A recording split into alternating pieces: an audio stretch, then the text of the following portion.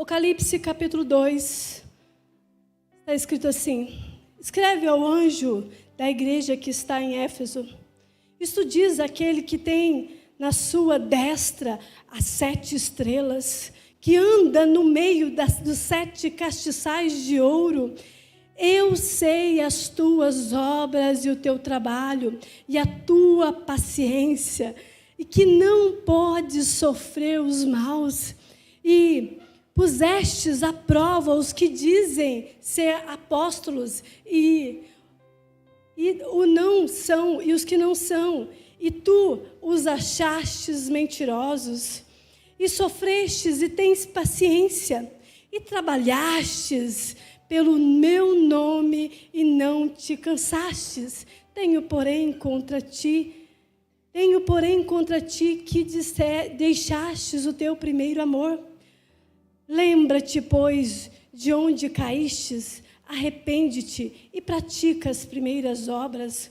Quando não brevemente a ti virei, tirarei do seu lugar o teu castiçal, se não te arrependeres.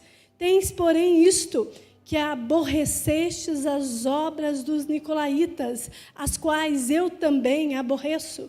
Que tem ouvidos, ouça o que o Espírito diz às igrejas.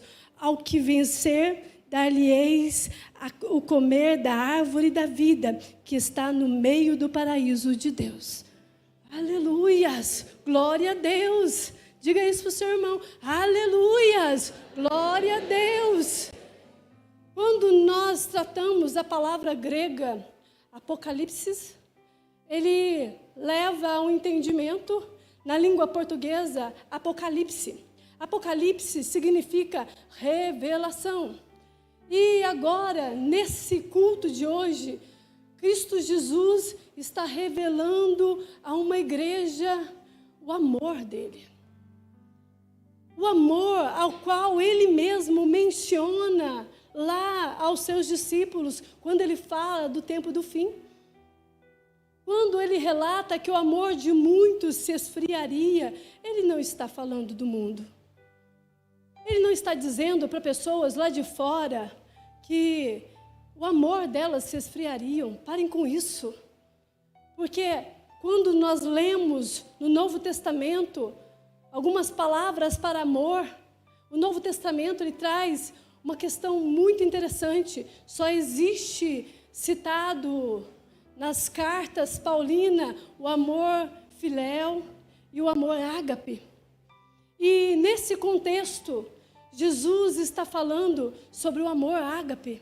Ele está dizendo que o amor, que o ágape, o que é ágape? É um amor sacrificial. É um amor que ninguém poderia fazer ou dizer. Ele está dizendo para a igreja de Éfeso sobre um amor incrivelmente soberano e superior, que não é envolvido por sentimentalismo ou emoções confundidas como paixão ou até mesmo sentimentos de alegria, mas de algo relacionado a alguém que deu a sua própria vida. Aqui em Apocalipse capítulo 2, nós encontramos uma igreja interessante. Essa primeira carta, direcionada às 7 igrejas da Ásia, ela é enviada à sua capital. Uma potência. Você pensa numa cidade poderosa, numa cidade em que ela está bem localizada, em uma cidade chamada Éfeso. E essa cidade, ela é rica, porque o comércio ali é muito abundante. É uma cidade localizada em um lugar entre rios e mares, e lá o porto, ele é muito movimentado. Então, comerciantes, pessoas de outras cidades se encontram ali para comercializar. E sua rota turística terrena, ela é em uma encruzilhada de 4 estradas. Ou seja, é uma cidade em que muitas cidades procuram ela.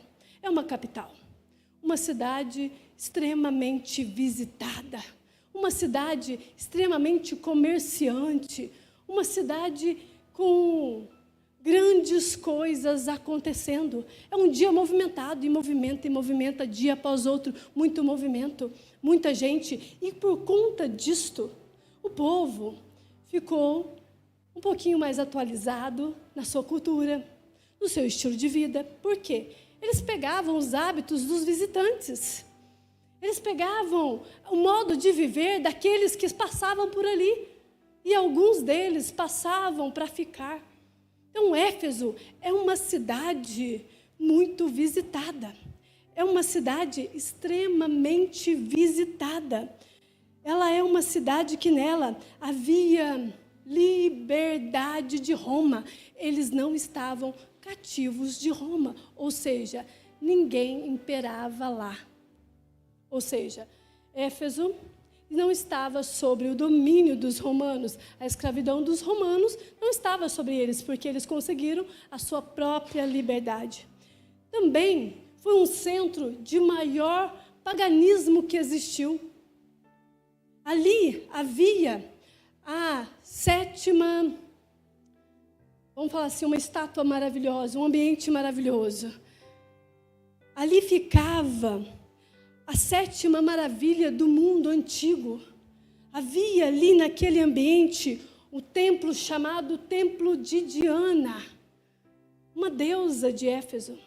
E lá, esse ambiente, Templo de Diana, vamos parar para pensar que era um ambiente muito grande, era equivalente a 2 estádios de futebol, um templo gigantesco.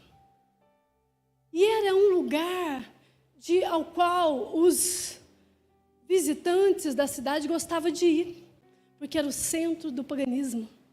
Era um local centralizado em grande adoração, intensa idolatria. O povo buscava Éfeso para idolatrar a deusa Diana. E nesse ambiente, ali cresciam as prostitutas, os grandes bandidos, aqueles que queriam se esconder, alguém que queria fugir de algo que a lei estava apontando para eles, eles se escondiam neste lugar.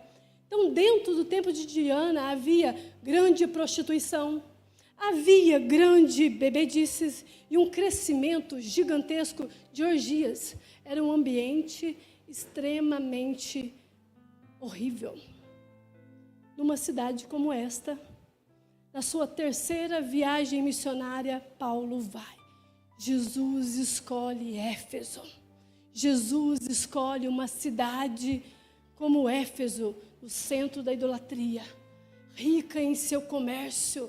Uma estrela brilhante que havia sobre Éfeso era o fato dela ser conhecida por muitos, um ambiente propício para crescimento de prostituição, para crescimento de bebedeiras, de coisas horríveis. Ali era um bom ambiente para Cristo aparecer.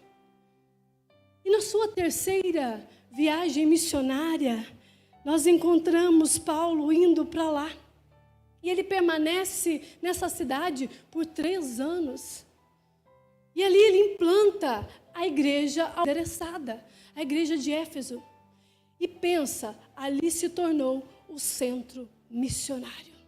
Porque a partir da implantação da igreja de Éfeso, começou a implantação das outras igrejas daquela província, como Colossos, como Tiatira, Esmirna, Laodiceia, Filadélfia.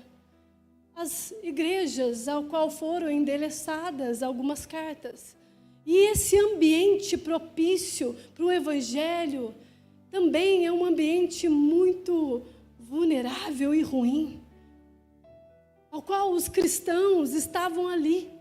E olha, quando nós lemos Atos capítulo 19, eu encontro a história de bruxos entregando os seus livros de bruxaria em praça pública e tacando fogo, porque ele se converteu na igreja de Éfeso.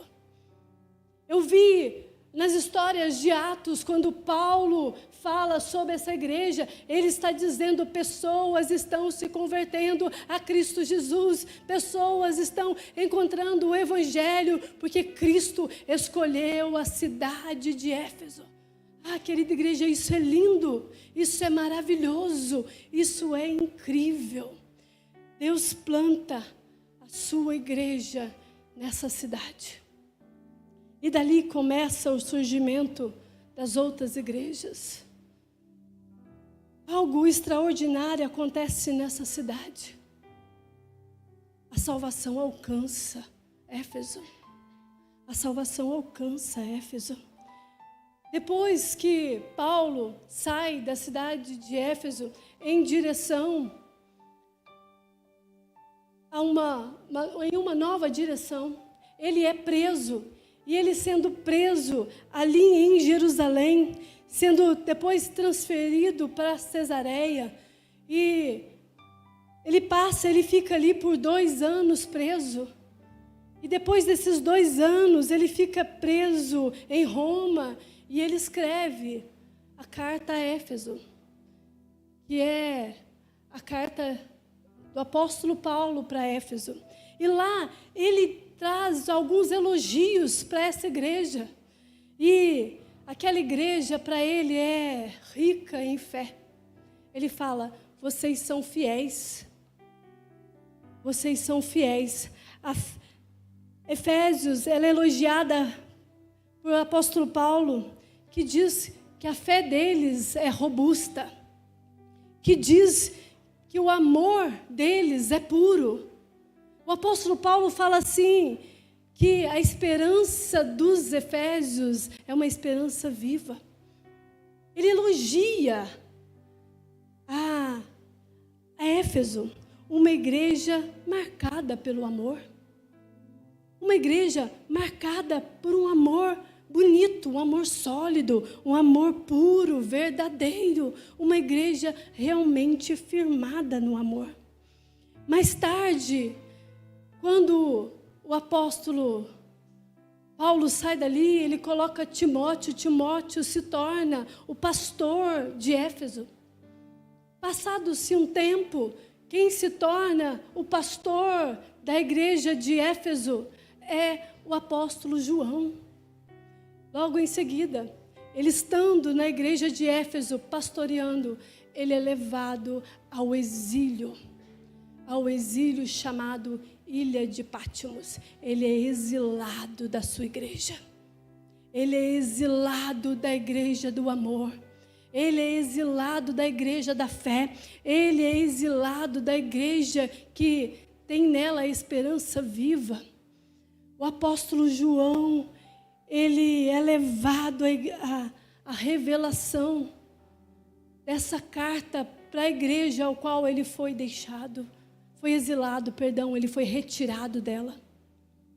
E nesse momento agora, depois de especificamente 40 anos, Jesus aparece nessa revelação para conversar com o apóstolo João na ilha de Patmos e diz para ele: endereça essa carta ao anjo da igreja de Éfeso.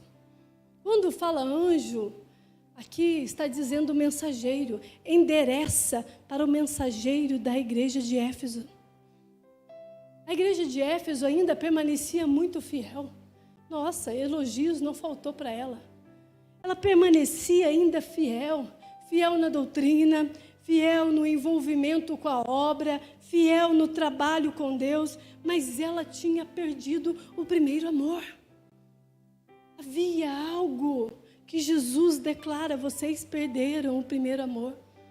Quando eu leio o verso 1 do capítulo 2 de Apocalipse, está escrito assim: escreve ao anjo da igreja que está em Éfeso. Isto diz aquele que tem na sua destra as 7 estrelas, que anda no meio dos 7 castiçais de ouro, igreja do Senhor. Deixa eu falar uma coisa para você. Ele caminha no meio da igreja. Ele caminha no meio da igreja. Jesus está caminhando nesses corredores, nesse ambiente, neste lugar, porque Ele é o que caminha entre os 7 castiçais de ouro. Ele é o Deus que está caminhando. Jesus caminha no nosso meio. Jesus caminha no meio da igreja. Jesus está dizendo: escreve para essa igreja que eu estou andando nela, que eu estou com ela, que eu estou passando por ela, que eu tenho derramado sobre ela a minha presença, que eu estou andando no meio da igreja. Jesus está dizendo: escreve isso, querido. Ele está dizendo: aquele que está no trono, aquele que é soberano, aquele que é rei dos reis, aquele que está sentado da destra do Pai, o Todo-Poderoso, aquele que reina, está caminhando na igreja. Ele está dizendo para mim e para você: eu caminho no meio de vocês. Eu sou o seu Deus, eu sou o Salvador dessa casa, eu sou o Deus dessa igreja, eu sou o soberano. Eu sou o Deus que amo você. Por isso caminho no meio de vocês. Deus, Ele está à procura daqueles que expressam amor. Ele está dizendo assim: eu sou o Deus imanente. Eu sou o Deus presente. Eu sou o Deus que estou com vocês e Ele está conosco. Ele está dizendo aqui, na escrita de João, que ele tem um lugar, e o lugar dele é caminhar entre os 7 castiçais de ouro. Jesus diz que a presença dele tem endereço. A presença dele tem endereço. Você não veio a este culto por simplesmente ter vontade de sair de casa. Isso não existe. Você veio aqui porque algo te atraiu para este lugar, porque Jesus está na igreja, porque Jesus caminha nos corredores da igreja. Você não veio a este ambiente para ouvir alguém falando, ou um pregador eloquente fazer barulho, ou simplesmente ouvir canções lindas. Foi o Espírito do Senhor que te atraiu, porque Jesus está na igreja. Ele caminha entre os 7 castiçais de ouro. Ele é o nosso Deus. Ele é o dono da igreja. É isso que ele está dizendo. Escreve, apóstolo. Escreve, João. Escreve isso. E quando nós pensamos em tudo isso, eu gosto de fazer analogias com o noivo.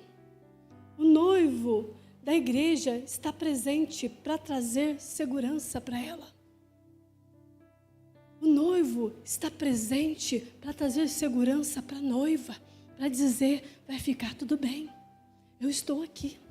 Para dizer para a igreja que ele está junto com ela. Quando se trata das 7 estrelas nas mãos, vou fazer uma ilustração muito simples. Esse copo está na minha mão, mas ele não está todo na minha mão. Não está. Tem partes do copo que a minha mão não alcança. Quando Jesus fala que as estrelas estão na destra dele, está dizendo que está tudo aqui dentro. As estrelas estão na palma da mão dele, está dentro da mão dele. Existe algo muito poderoso nisso, querida igreja. Nós estamos na mão do Todo-Poderoso.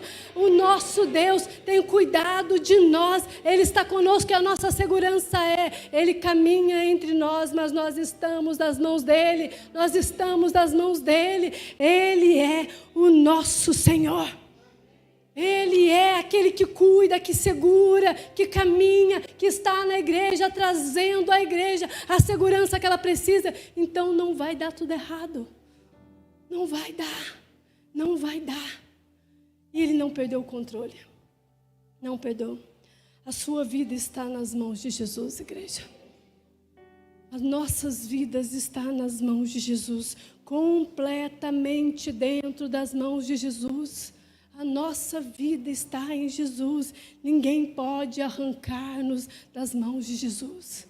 Ninguém pode nos arrancar. Nós estamos seguros. Esse é o primeiro versículo da carta. Que lindo! Você recebeu hoje uma carta do Cristo dizendo: vou me revelar a você e dizer, eu estou caminhando com você.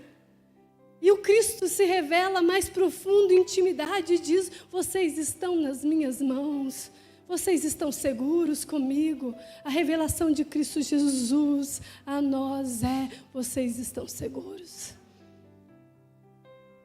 Que amor é esse? Que amor é esse? O Senhor Jesus está aqui hoje. Como em muitos momentos Ele está conosco, andando no nosso meio,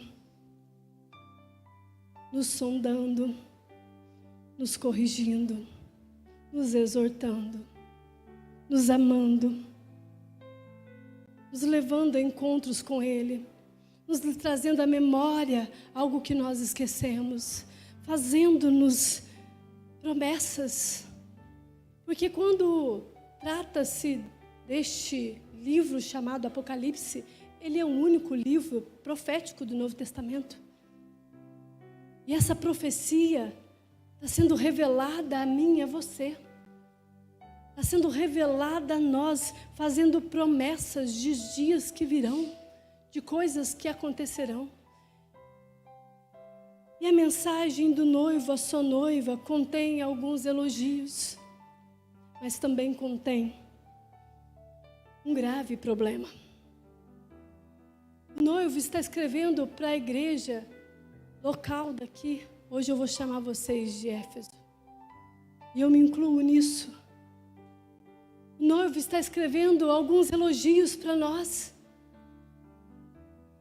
Está falando que Ele é esse Deus que caminha no meio dessa igreja, que está com ela nas mãos. Mas Ele está a declarar algumas questões que Ele precisa resolver. O noivo quer conversar com a noiva. E a primeira coisa que eu encontro nessa igreja, que é uma igreja muito fiel. Nossa, que linda! É uma igreja muito fiel. Ela é fiel nas Escrituras. Ela é uma igreja fiel na doutrina, na intolerância às heresias. Nós vamos ler o verso 2, 3, depois eu vou pular para o verso 4. O verso 2 está escrito assim: eu sei das tuas obras. Jesus sabe das suas obras, querido. O teu trabalho, como o trabalho da obra é árduo, não é? É difícil. Eu sei da tua paciência. Eu tenho visto você perseverante, igreja. Jesus está dizendo assim: eu tenho visto a perseverança. E que não podes sofrer os maus. E puseste à prova os que dizem ser apóstolos e não são. E tu as achastes mentirosos. E sofrestes e tem paciência. E trabalhastes pelo meu nome e não te cansastes. Que bonito! Uma igreja fiel. Uma igreja fiel nas Escrituras, nas doutrinas bíblicas. Jesus havia falado em Mateus 7,15 sobre os lobos. E Ele diz aos seus discípulos no Sermão do Monte que, acerca dos lobos, que eles estariam no meio do povo, se vestindo como ovelhas, andando no meio do povo como ovelhas. E essa igreja sabe disso. Essa igreja entende isso, por isso ela é fiel às Escrituras. Depois, também eles ouvem em Atos 20, o apóstolo Paulo falando essas falsas ovelhas, sobre lobos vorazes que estariam devorando muitos. E essa igreja aqui, ela está ciente. Em Atos capítulo 20, do verso 29 ao 30, fala sobre isso, se você está procurando. Está dizendo sobre esses lobos vorazes no meio do rebanho, que estariam engolindo. Ou seja, não é nada lá fora, é dentro da igreja. É dentro da igreja. E eles sabem disso, e eles lutam contra isso, e eles vão contra esses lobos disfarçados de ovelha, desses lobos vorazes que ficam tentando engolir a igreja, acabar com a igreja, e eles lutam, eles são fiéis. Eles são fiéis às Escrituras, eles são fiéis àquilo que a doutrina ensinou, eles não toleram essas coisas, e eles repelem os lobos. E eles falam sobre isso, e eles vivem intensamente sobre isso. Quando os lobos chegaram na igreja de Éfeso, a igreja resistiu-os, ela resiste eles.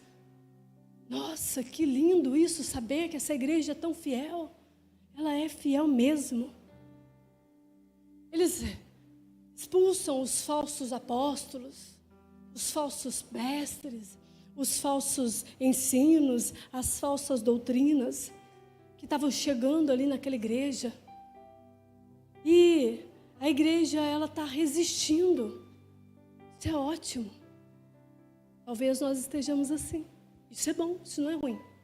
Uma das coisas que uma igreja, para agradar Jesus Cristo, tem que fazer isso, porque está elogiando. Você quer agradar Jesus Cristo, você deve fazer como a igreja de Éfeso fez. Uma igreja que quer agradar Jesus, ela é fiel à palavra de Deus. É um elogio.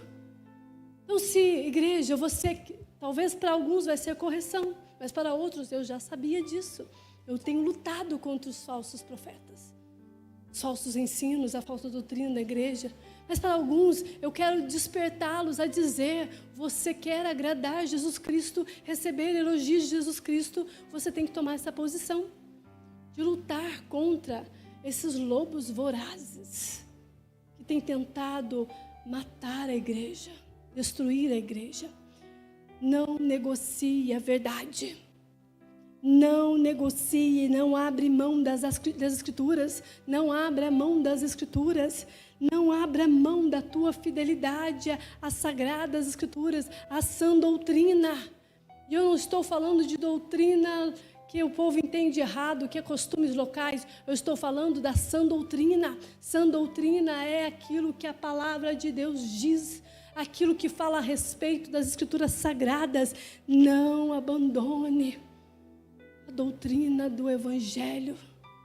Aqui não se deve abrir os olhos para as novas doutrinas. Não pode haver novidade no Evangelho. Isso não existe, porque a novidade já veio, e a novidade é Cristo Jesus.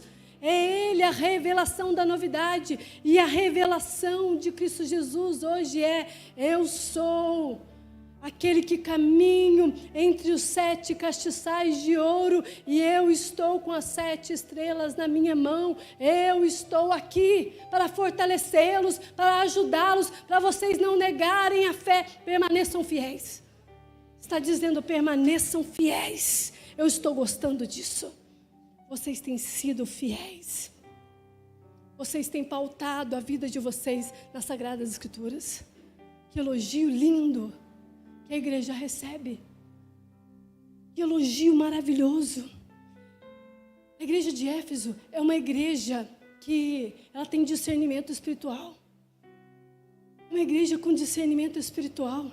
Que aqui, quando nós lemos o verso 6 que eu li, fala sobre os nicolaítas. Quem que é esses nicolaítas, pastora? Nicolaítas, eles ensinam os crentes uma coisa muito comum, que eles podiam participar das festas da deusa Diana e comerem as suas comidas. Com muito, não tem problema. Sabe aquela frase assim: o que tem? A comida, tudo aquilo que você tocar, abençoado será. E aqui os nicolaítas estavam dizendo aos crentes: vamos participar das festas pagãs e vamos comer as comidas oferecidas aos deuses e à deusa Diana. Você pode fazer o que você quiser, você é livre. Não tem problema nenhum. Os nicolaítas estão dizendo: não tem nada a ver. Não sei se os nicolaítas andou visitando essa igreja, mas se andou visitando, A igreja de Éfeso está nos ensinando a ser fiel às Sagradas Escrituras, a termos discernimento espiritual e entender as coisas espirituais, entender que símbolos, que oferendas são reais e não são, muitas das vezes, ao Deus vivo. Aquilo que foge das Escrituras Sagradas não é para nós, não é para a igreja. Os nicolaítas também ensinam uma prática de sexualidade livre. Uma prática em que eles, os solteiros, poderiam ter relações sexuais fora do casamento. E aqueles que são casados poderiam cometer adultério, que não haveria problema nenhum. Os nicolaítas ensinam algo chamado imoralidade sexual. O apóstolo Paulo trata muitas das vezes em suas escritas, que não importa o que as Escrituras falam. Os nicolaítas estão dizendo, não importa o que as Escrituras falam, o que importa é você ser feliz. Seja feliz com a escolha que você quiser. Seja feliz com os desejos que você tem. Seja feliz com as práticas erradas. Seja feliz, faça isso, vai ser muito bom.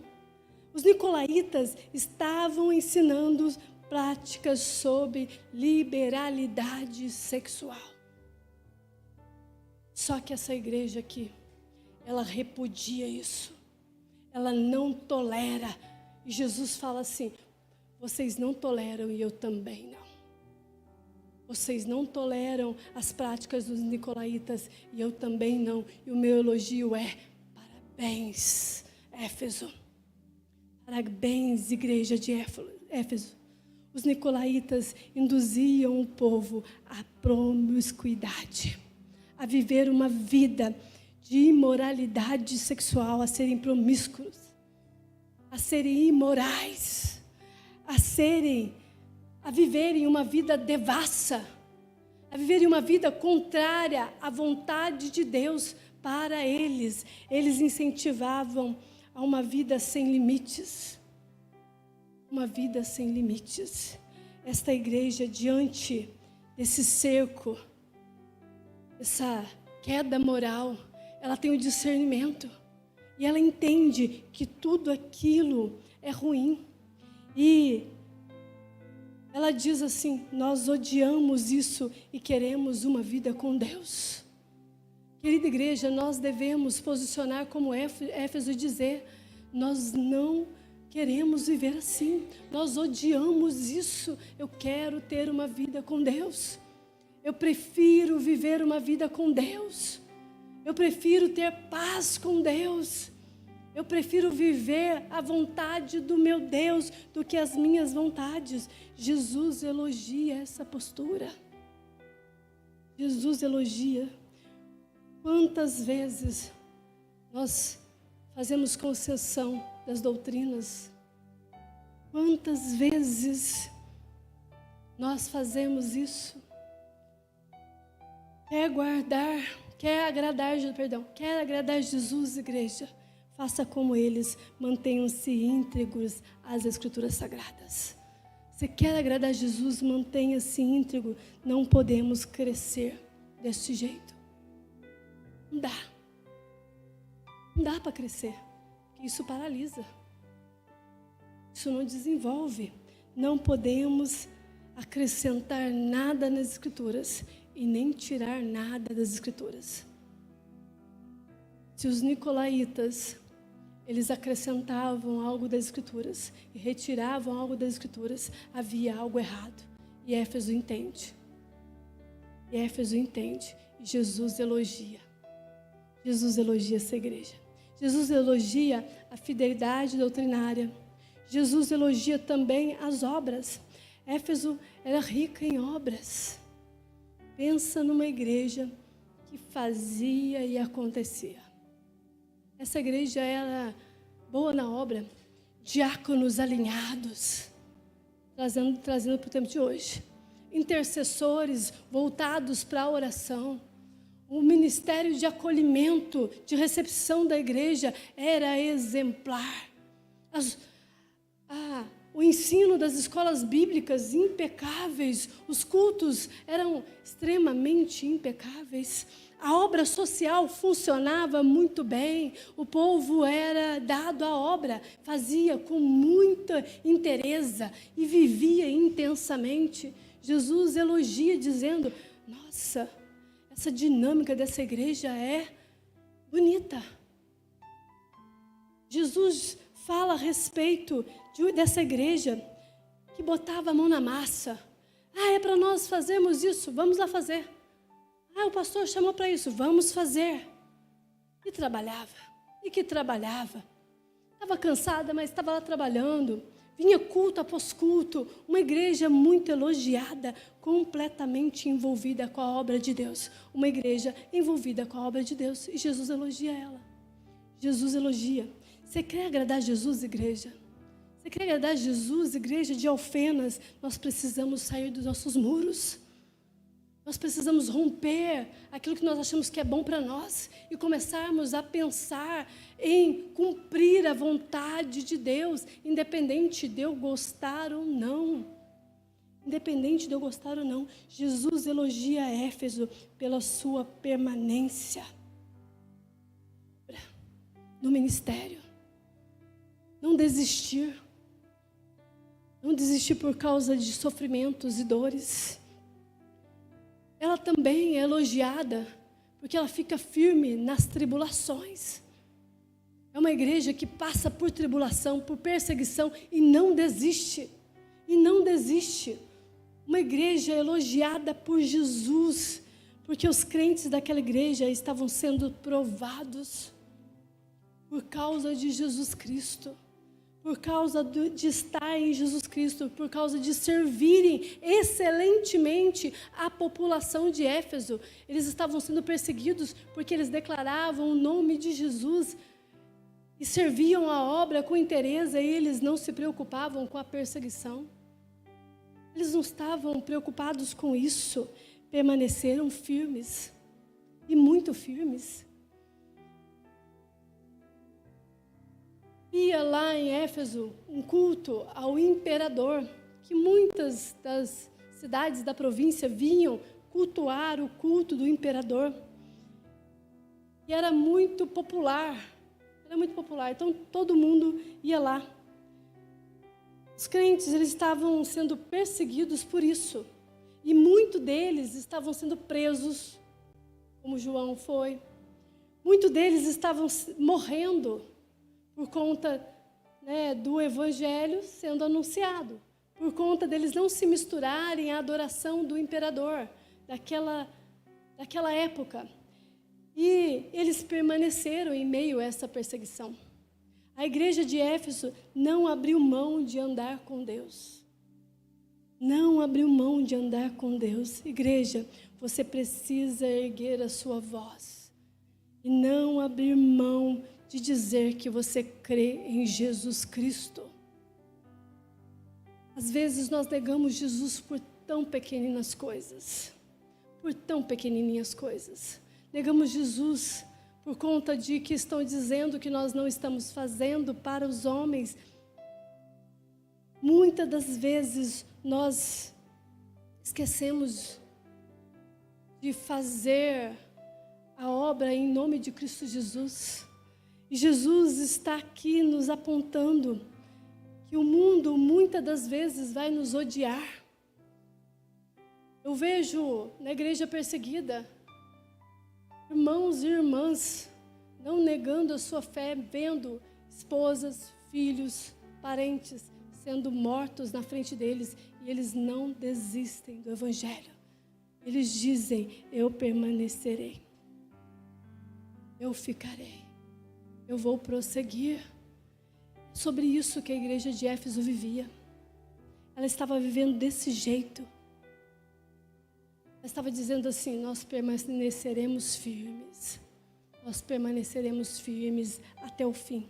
A mensagem de Jesus à sua igreja hoje é que o noivo repreende a sua noiva. Ela pode estar fazendo tudo isso. Mas agora, o noivo repreende a sua noiva. Verso 4, está escrito assim: tenho, porém, contra ti que deixastes o teu primeiro amor. O que adianta fazer muita coisa? A obra, ela é elogiada, Jesus elogia, mas está faltando algo. Faltando algo chamado primeiro amor. Jesus elogia a ortodoxia da igreja. Jesus elogia o trabalho que a igreja está fazendo. Jesus elogia a perseverança em meio à tribulação. Eu quero que você entenda isso, é importante você fazer tudo isso. Respeitar as escrituras sagradas, respeitar as doutrinas bíblicas, ter discernimento, dos falsos, daqueles que entram com falsas doutrinas, ter entendimento, perseverar mesmo sendo perseguido por aqueles que odeiam o Evangelho.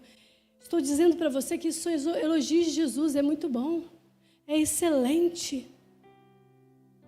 E aí, quando nós pensamos em todas essas coisas que Éfeso fazia, a gente pensa assim, mas isso é uma prova de amor.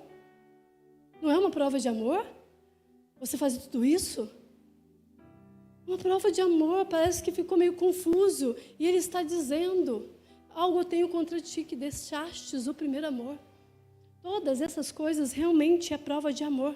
Mas o grave problema de Éfeso era a amnésia, o esquecimento. Eles esqueceram algo que veio primeiro. Algo que veio primeiro. Que veio primeiro que as obras. Que veio primeiro do que o muito fazer. Que é o primeiro amor que nós falamos no início desse culto.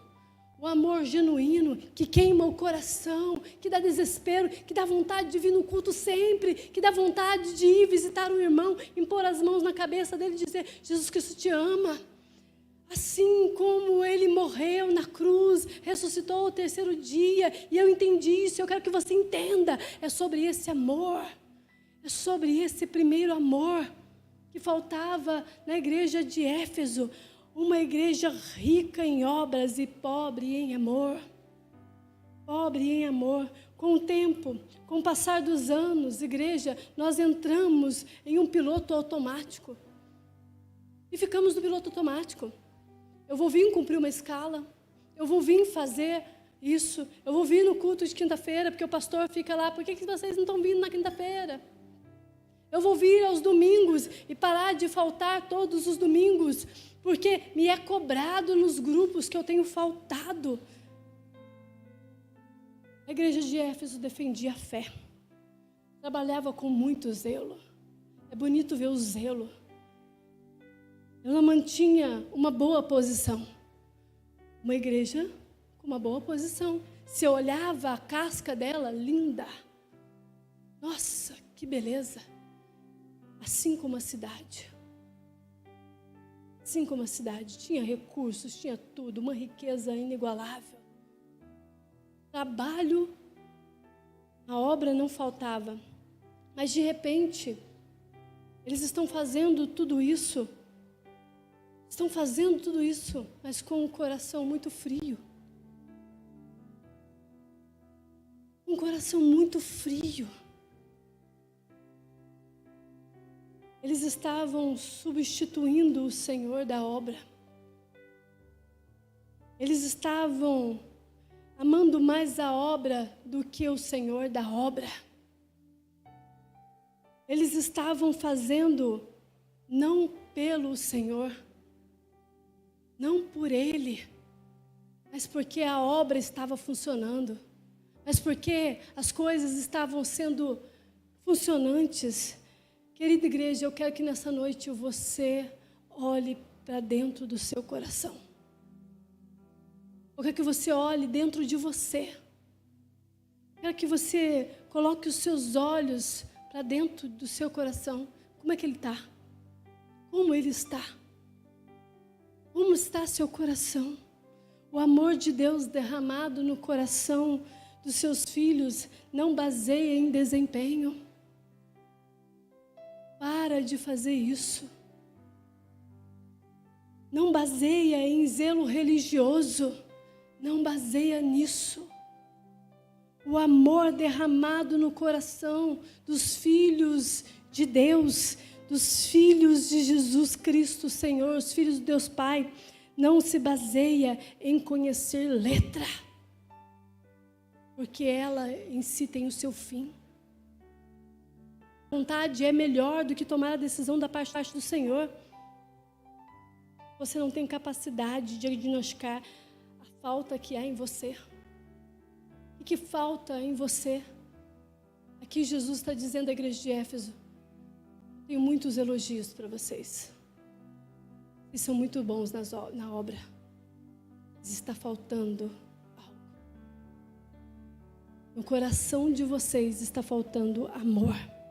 A igreja de Éfeso estava absolutamente certa do diagnóstico das falsas doutrinas. Realmente eles tinham que lutar contra as falsas doutrinas, contra os falsos apóstolos, contra os falsos mestres, contra os nicolaítas. Eles estavam corretamente certos, estavam muito certos disso. Eles deveriam realmente detectar a heresia, eles deveriam realmente detectar o pecado, mas eles não olharam para dentro deles. Eles olharam algo que estava muito externado, estava do lado de fora. Tem falsa doutrina aqui, tem heresia ali. Ah, não, lá naquele canto, aqueles são nicolaítas. Neste canto de cá tem alguns lobos esquisitos. E eles lutavam contra aquilo, mas eles não olharam para dentro deles. Não olharam para dentro deles, olhava para fora. Olhava para fora. É aquele momento que fala assim: eu nem tenho problema. Eu sei que identificar uma heresia. Eu sei identificar um falso profeta. Eu sei criticar alguém que canta mal. Estou aqui. Canta música fora das escrituras. Eu sei muito bem como fazer isso. Eles estavam desse modo. Dessa forma, a mensagem de Jesus à igreja é que o noivo oferece uma nova chance para a sua noiva. Querida igreja, em meio a tudo isso, Jesus está dizendo: eu sou aquele que caminho entre os castiçais de ouro, e nas minhas mãos estão as estrelas. Eu tenho algo para oferecer para vocês. É uma segunda chance. É uma segunda chance. Ah, noiva querida, eu tenho uma segunda chance. Verso 5. Já estamos terminando, tá? Estou empolgada com a ministração. Verso 5. Lembra-te, pois, de onde caístes. Arrepende-te e pratique as primeiras obras. Quando não, brevemente a ti virei e tirarei do seu lugar o teu castiçal, e não, se não te arrependeres. A segunda chance de Jesus é dizendo assim: lembra-te de Deus. Lembra-te de Deus. Lembra da verdadeira obra. Lembra da primeira obra. Ele está dizendo isso. Lembra daquele dia que você aceitou Jesus? Que você chegou na igreja desesperado, ou que alguém ministrou o evangelho para você, na sua casa, na rua, na escola, não sei. Você lembra disso? Jesus está apontando uma solução para uma igreja em que o primeiro amor, a primeira obra se acabou. Ele está dizendo: lembra da primeira obra? Antes de você praticar essas segundas obras, tem a primeira. A primeira é: eu sou o caminho, a verdade, a vida, e ninguém vai ao Pai a não ser por mim. Ele está dizendo: vinde a mim todos vós que estáis cansados e sobrecarregados, que eu vos aliviarei. Ele está dizendo: eu sou o bom pastor da sua alma. A primeira obra é essa, é o teu encontro com aquele que te amou primeiro. Com aquele que te amou primeiro. Lembra-te de Deus. E quando você se lembrar, se arrependa. Mas não é para ficar vindo aqui na frente, pelo amor de Jesus, e chorar. Aqui é para você se arrepender de inteireza de coração. É você lembrar e falar, nossa, isso é muito sério. É você, quando olhar o pão sendo partido e o suco sendo levantado, você se lembrar daquilo que Cristo fez, o sacrifício perfeito, o amor perfeito, aquele que partiu, aquele que é santo, que é verdadeiro, que é eterno, fez por mim e por você, mediante a cruz do Calvário. É para você fazer isso. Jesus, em sua revelação, a Éfeso está dizendo, arrependa-te, igreja. Arrependa-te. Olhe para dentro de você. Olhe para dentro de você. Arrependa das suas más escolhas, dos seus maus comportamentos, das suas más ações. E aqui eu estou falando quando falta amor. Quando falta o amor. E volte às práticas das primeiras obras. Qual que é as práticas das primeiras obras? É vestir o uniforme? É vir ao culto assiduamente? Não. As primeiras obras é você ser extremamente apaixonado por Jesus.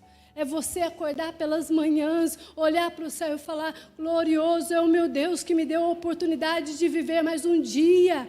Glorioso é o meu Deus que está comigo cuidando, mesmo eu passando uma noite inteira de choro, Ele trouxe a alegria no amanhecer. Essas são as práticas da primeira obra. A primeira obra é saber que Jesus está com você. É saber que você está nas mãos do Todo-Poderoso e que Ele zela por você. E que Ele traz para você segurança de saber que em breve Ele retornará e Ele levará consigo toda a dor, todo o sofrimento, todo o cansaço, toda a tristeza, todo o desânimo, toda a frieza espiritual cessa, porque você volta às primeiras obras. É sobre isso que Jesus está revelando a nós como igreja. É sobre isso. É ter sede e fome por Jesus. É ter sede e fome pela presença. É ter sede e fome por aquele que venceu a morte e ressuscitou o terceiro dia e que enviou na terra o Consolador. É ter vontade de estar na presença.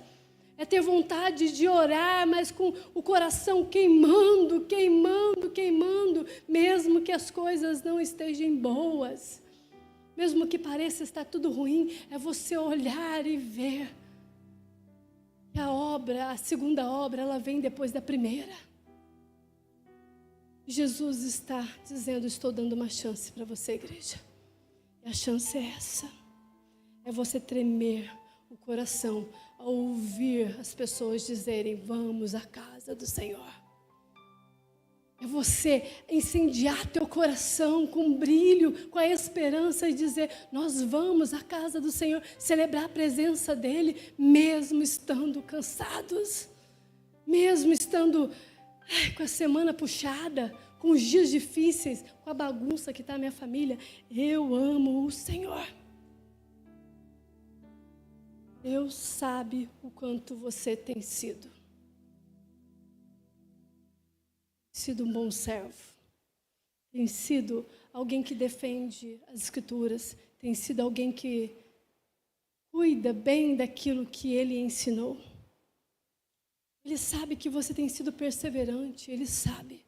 E Ele sabe também das suas ricas obras. Jesus sabe. Mas hoje Ele nos ensina que se você esquecer de amar, se você esquecer a primeira obra, Ele vai se entristecer com você. Ele vai dizer, tenho algo contra você. Tenho algo contra você. Então hoje, olha para o seu coração. Olha aí dentro. O que nós precisamos como igreja? De arrependimento. De arrependimento. lembra de onde caíste. Lembra de onde caíste. Lembra do dia que você vinha nas vigílias, não importava se o irmão estava rodopiando ou caindo no chão, orando em línguas. Lembra do dia em que você participava de todas as salas de oração. Lembra do dia em que, quando você lia as Escrituras Sagradas, ela entrava dentro de você e te rasgava o peito. Lembra de onde caíste. Lembra daquele dia em que você vinha apaixonado dizendo: hoje nós cantaremos juntos. Hoje eu sentarei na mesa do Senhor para celebrar a vida. Lembra de onde caíste? Volte à prática das primeiras obras. Jesus está dizendo a nós: decida viver.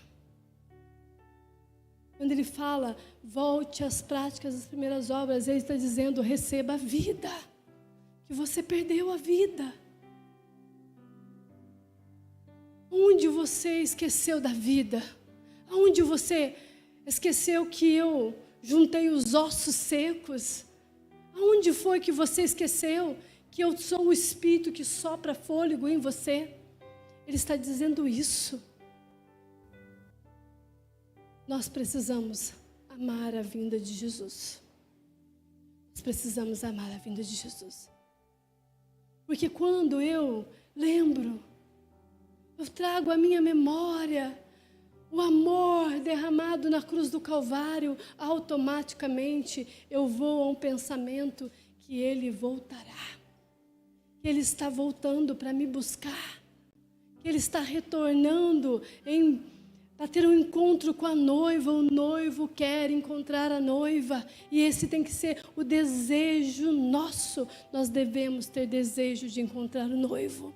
Assim como Ele deseja nos encontrar. Por isso Ele está enviando cartas para nós. E as cartas apaixonadas de Jesus é dizendo, você é linda nisso, mas ficaria mais linda se compreendesse o meu amor. E a carta de hoje é, você é linda em tudo que você faz, tem tanta beleza em você, noiva, mas tenho algo a dizer. Lembra do dia em que eu prometia meu retorno. Lembra disso? O noivo suspira pela noiva. O noivo suspira pelo encontro com a noiva. Devemos nós, igreja, suspirar pelo noivo. Que você hoje derrame suspiros pelo noivo. Que eu e você hoje como igreja venhamos suspirar pelo noivo querido. Lembre de quando você aceitou Jesus.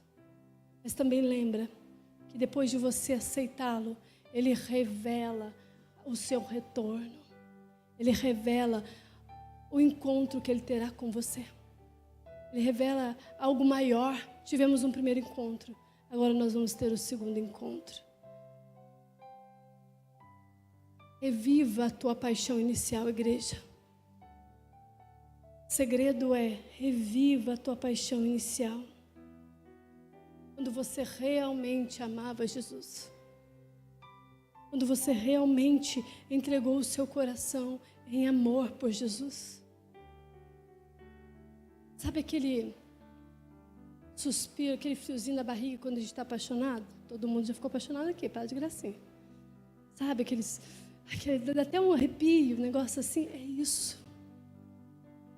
É isso, é você suspirar por Ele, sentir arrepios, sentir saudade do noivo, sentir vontade de encontrar, aquela hora que fala assim, hoje às 18 horas eu vou encontrar com meu noivo, dá aquele friozinho na barriga, a boca até seca que você não sabe o que vai falar. Isso é o encontro com o noivo, você esperar a segunda vinda do noivo, você esperar, revive essa paixão. Alerta é essa. Existe uma alerta ainda maior nesse versículo, dizendo assim. Que é assim, a ti virei e moverei do seu lugar o teu candeeiro. Você sabe o que é candeeiro? Uma tocha. Vamos para o jeito simples. Algo que brilha. A cidade de Éfeso, ela não existe mais. Não existe nada em Éfeso mais. A igreja, ouve-se história sobre ela. Algumas igrejas da Europa hoje perderam o seu candeeiro, perderam o seu brilho. Algumas igrejas que eram a um lugar de adoração, de paixão pelo Cristo, a um lugar onde as pessoas se apaixonavam por Jesus, aonde pessoas encontravam Cristo e aceitavam Ele, hoje é bordéis. Se não são bordéis, são casas de prostituição ou se tornaram lugares ocultos. Querida igreja, a alerta de Cristo Jesus para nós nessa carta é: você é uma tocha. Mas se você não se arrepender, eu vou tirar de você o brilho. Eu vou tirar de você a beleza. Eu vou tirar de você a presença do Espírito. E vai tudo se acabar. Alerta para mim e para você. Por meio da igreja de Éfeso. Dizendo para nós que nós precisamos nos arrepender. Se você veio aqui hoje cumprir tabela, você está como Éfeso. Se você veio cumprir, tomar a ceia, você está como a igreja de Éfeso. Sinto te informar. Talvez, aparentemente, pareça ser um crente, mas falta algo à prática do primeiro amor. Nós não vamos vir à igreja para bater ponto. Nós vamos vir à igreja porque nós somos apaixonados pelo noivo. Nós desejamos o noivo. E hoje Ele quer nos renovar. Nos renovar. Sabe o que Ele diz? Ao vencedor. Lá. Vamos finalizar. Versos 6 e 7. Não, na verdade, só o 7. Verso 7. Quem tem ouvidos, ouça o que o Espírito diz à igreja. Ao que vencer, dar-lhe-ei de comer da árvore da vida que está no meio do paraíso de Deus. Ao vencedor, eu vou dar vida eterna. Jesus está dizendo, Éfeso, a você que se arrepender, voltar às práticas da primeira obra, voltar às práticas do primeiro amor, a você que vencer, eu te darei a vida eterna. Ele está dizendo, não retirarei o meu candela, eu não retirarei a minha luz, eu não retirarei o meu brilho, você viverá eternamente comigo. Quem se volta para a prática do primeiro amor, tem promessa que vai desfrutar de mais amor por toda a eternidade. Você voltar ao primeiro amor está dizendo assim, eternamente nos amaremos. Eternamente nos amaremos.